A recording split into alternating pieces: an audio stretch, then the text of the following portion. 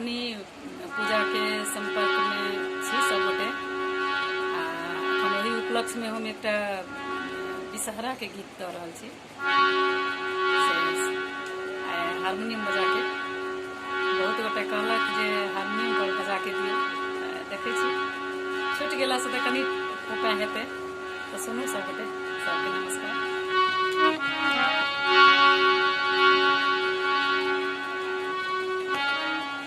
आहे आहे बिसहर मैया के लो बड़ अन्हेर, मैया के लो बड़ अन्हेर।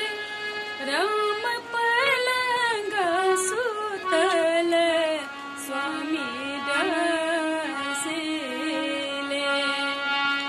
राम पलंग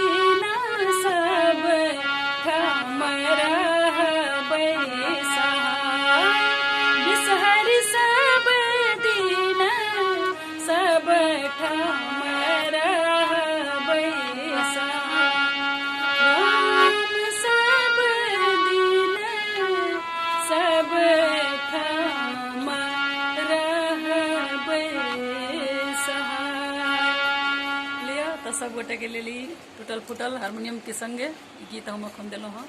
सुनी सब। प्रणाम।